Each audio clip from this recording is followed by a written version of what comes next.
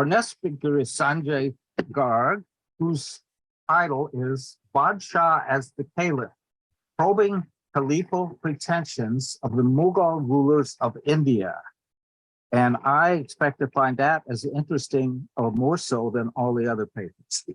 Thank you for giving me the opportunity. And at the outset, I would like to congratulate all the members of the ONS on its Golden Jubilee. In 1988, I had joined the Nasik Institute as a young researcher. And it was here that my introduction to ONS was through its newsletters, its occasional papers, and its information sheets.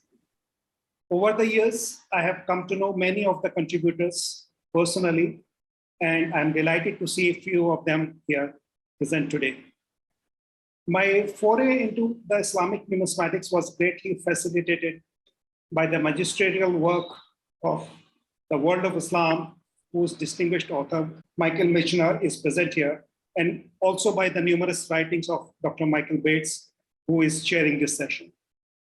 The topic of my presentation is part of a theme that I had been pursuing for some time now, and largely relates to the concept of Islamic state polity with a special reference to South Asia. This is the outline of my presentation. The first three topics I'll touch very briefly because they are too well known to be repeated in detail. And the position of Caliph in the Islamic world, the khutbah and sittah in the state polity. This very briefly, history of Caliphate, and then I'll move on to the other topics which are relevant to this presentation. I've taken this definition from the Hughes Dictionary of Islam. Khalifa with the plural Khulafa is the title given to the successors of Prophet Muhammad, who is vested with absolute authority in the matters of the state, both civil and religious. Now, Caliph, as we know, was initially considered to be the successor of the Prophet, Khalifa Rasulullah. But later on, there had been some debate among the theologians, and we'll see that many of the sultans and the rulers have appropriated to themselves the title of Khalifatullah, or the vice regent of Allah. The Caliph was also the interpreter and the promulgator of the Islamic law, the Mustahid, and he was to lead the Friday prayers as an imam. He was also the defender of the religion of Islam, and he was obliged to undertake jihad into the lands of the non-believers. He was generally considered as the guardian of the Muslim community and the ultimate judge. And finally, he was the commander of the faithful, the military commander and the administrator. Khutbah and Sikha in the state polity are well known. A well-known theologian, Abu Hamid al-Ghazali, he says that any government was lawful so long as its ruler or sultan made a formal acknowledgement of the caliph's theoretical authority in his domain. And it also says that the caliph's name in the public prayer or the khutbah and on the minted coins or the sikha. Now, brief history of the caliphate. After the death of Prophet Muhammad in 632 CE, his close companion and confidant, Abu Bakr, succeeded him. And he was followed by three others, Umar, Usman, and Ali. And on the question of the succession, the Islamic world was divided into two. The Shia considered Ali as their first caliph or the first imam, while the Sunnis considered the first four caliph in the line of succession.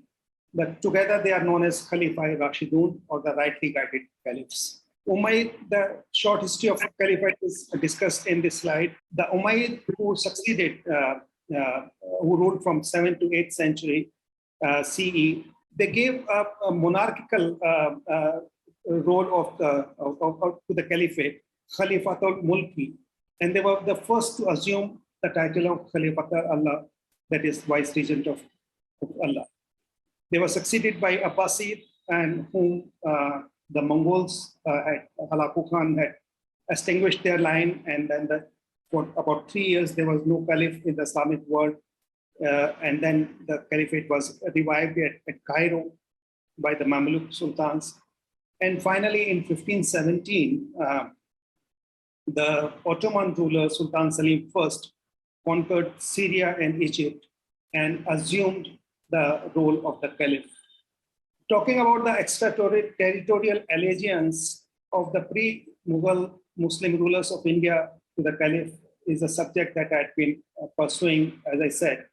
And I published 3 detailed studies in the Numismatic Digest, which are listed here. An important source, a majority of these Turk rulers, the Mamluks, the Khiljis, the Tughlaqs, accepted the nominal suzerainty of the caliph as part of their state polity and prided themselves as being called as the helper or the right hand or the deputy of the commander of the faithful, Nasir Amir al-Mu'minin or Yamine Amir al-Mu'minin or Naib Amir al-Mu'minin, and so on and so forth.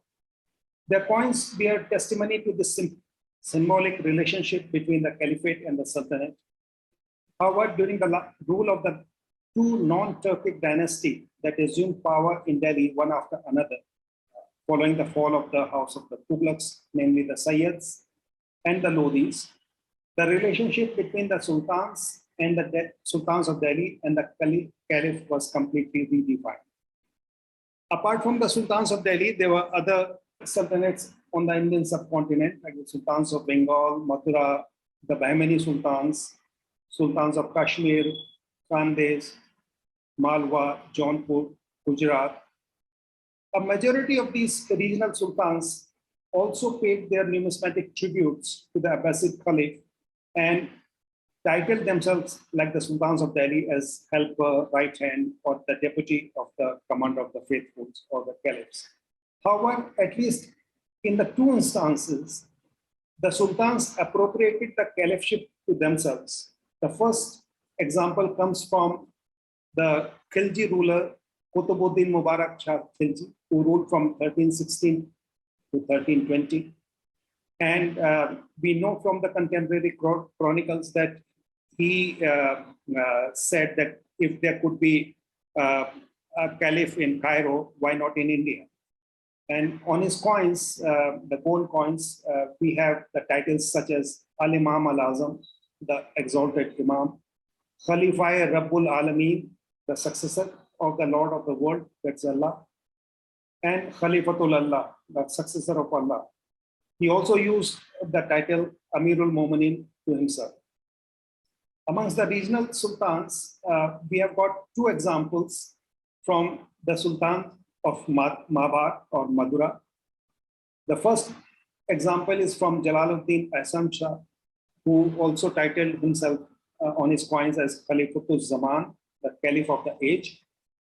And his successor, Vyasa, as a heir apparent to the throne of Madura, he titled himself as Khilafatul Zaman fi al-Alameen, Caliph of the age in the words. And when he actually occupied the throne as king, as a sultan, his coins bore the title Khalifatul Zaman wa al-Ahad fi al-Alameen, Caliph of the age and the times in the words. We also have documentary literary evidence of Bahmani Sultan, Alauddin Bahman Shah, and the chronicle by Isami, dated in 1350, went on to the extent of calling his patron as Khalifa Barhaq, or the rightful caliph. And it is said that at his coronation, the first Bahmani Sultan also adopted the black parasol of the Abbasid Caliph as part of the court ritual. So these are some of the examples where we find that by and large, the extraterritorial allegiance to the Abbasid Caliph was maintained by a majority of the Indian Muslim rulers. But there were also examples of some of them appropriating these titles to themselves. The beginning of the 16th century constituted a landmark in the Islamic as well as the world history. There were three dominant forces at this time: the Ottomans, the Timurids, or later known as the Mughals, and the Safavids. These three Turco-Persianate Muslim empires were sometimes also referred to as gunpowder empires, or more specifically, Islamic gunpowder empires. The Ottomans and the Muslims and the Mughals had a common Turco-Mongol heritage and were Orthodox Sunnis, while the Safavids were Shiites. Thus, between the Ottomans and the Mughals, the overlordship of the Sunni Ummah was always an issue of contention. The Mughals emperor were not infrequently called Khalifa in the contemporary histories. The rise of the Mughals was almost contemporary with the rise of the Ottoman Turks, though their acceptance of Islam was a bit later. And the Ottoman ruler Bayazid Yildirim, who ruled between 1389 and 1403, viewed the newly converted Timur with somewhat disdain. However, Timur was successful in defeating Bayazid in the Battle of Angora in 1402 and took him as captive, and Bayazid died as a prisoner a year later. The Timurids, even before Babur, believed that in the theory that each emperor was also the Caliph of his own dominions. Babur, for example, issued coins with the names of the four Orthodox Caliphs, the Khulafai Rashidun. And here is one example of his coin. Initially, Babur's relationship with the Ottoman were poor because the Ottoman Sultan Salim I, who ruled between 1513 and 1520, had provided military assistance to Babur's Uzbek rival, Ubaidullah Khan. But later they mended their ways, and the Ottoman Sultan also provided Babur with the matchlock and the gunpowder technology, which Babur successfully used in his Indian campaigns. Like his father, Humayun also issued coins in the name of the Khulafai Rashidun, giving the distinguished attributes of each one of them. On this particular coin, we see the legend, the Basidke Abi Bakr, wa Adle Umar, wa Hayai Usman, wa Ilme Ali, by the truth of Abu Bakr and the justice of Umar, by the modesty of Usman and the wisdom of Ali. At the same time, Humayun designated at least two cities of his empire as Darul Khalafa, or the abode of the Caliphate. The first was Agra, and the other was Lahore. In a very interesting literary evidence, in 1556, Humayun wrote his first and also probably his last letter to the Ottoman Sultan through Sidi Ali Reis, the Ottoman admiral whose ship was wrecked in Persian Gulf. Abandoning his battered fleet in Gujarat, Sidi reached Delhi on his way back to the Istanbul, where he was given a warm reception by Humayun. No less a person than Khana Bairam Khan, along with 400 elephants and 1,000 men, was sent by Humayun to receive him. He was also offered a governorship, which he politely refused. This particular letter begins with eulogies and compliments. Humayun addresses the Sultan as Khalifa of the highest qualities and quotes the Quranic verse that the God has sent thee as the Khalifa on the earth, and prays for the eternal perpetuation of the Suleiman's Khilafah. At the same time, Humayun, though proud of his ancestry and power, did not hesitate to accept the greatness of the Sultan, but at the same time, he also asserted his own position as the Caliph of the territories that he governed. The letter says, the throne of the Khalifa of the realms of Hind and Sindh, that is India, is once again graced by a monarch, that is himself Humayun, whose magnificence is equal to Solomon.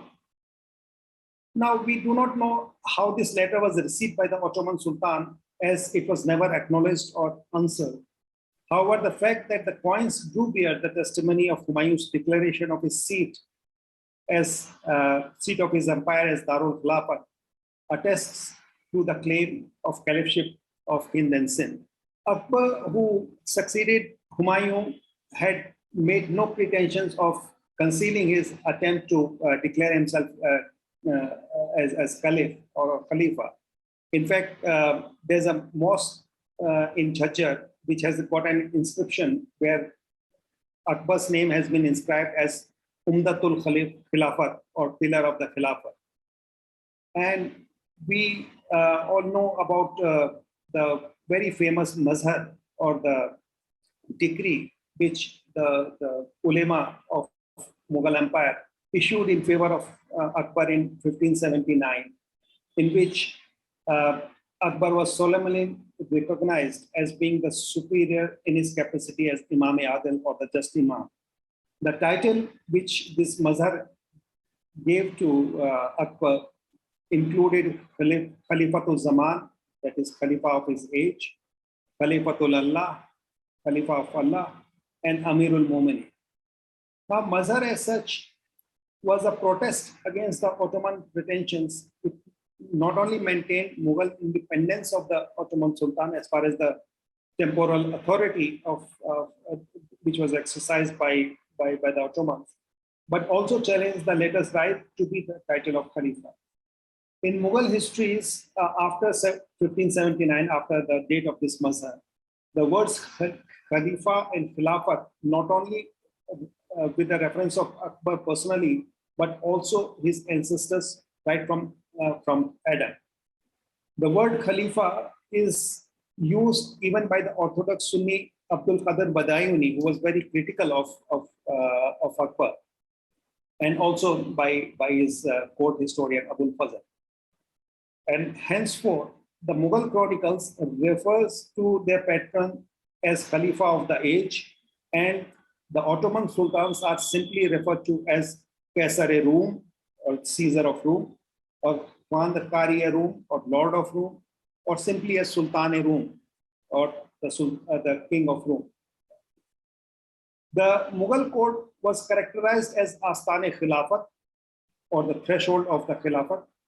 The royal children were called Samare-Sajare Khilafat, that is the fruit of the tree of Khilafat. And the imperial officials were addressed as Asdal Khalifat-e-Kubra, the pillar of the great Khilafat. So these are the instances which makes it very clear that Akbar was very keen in for establishing his position as the Caliph as well as the Sultan. At least 7 men of Akbar bore the epithet Darul Khilafah during his reign, often with overlapping dates. Abul Fazl, who has given an inventory of Akbar's coin in Ain-e-Akbari, also describes a 100 muhar piece called Sahenshah, which has Akbar's name inscribed as Al-Sultan Al-Ali Al-Khilafat Al-Mutalli, the great Sultan and the supreme Caliph.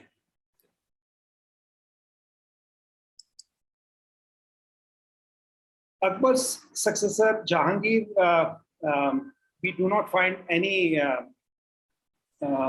overt attempt of by this Sultan or by this king to the Caliphate. But in one of the presentation points, we find the name of the mint written as Darul Khilafah, Agra.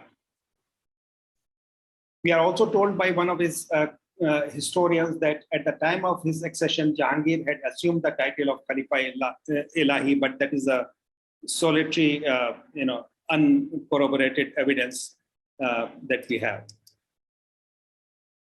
Shah Jahan adopted, in the style of his great ancestor Timur, the title of the second Lord of the Conjunctions, Sahib-e-Kiran Sani. At the same time, he also issued coins with the names of the 4 Orthodox Caliphs, Khalifa-e Rashidun, with their titles and attributes.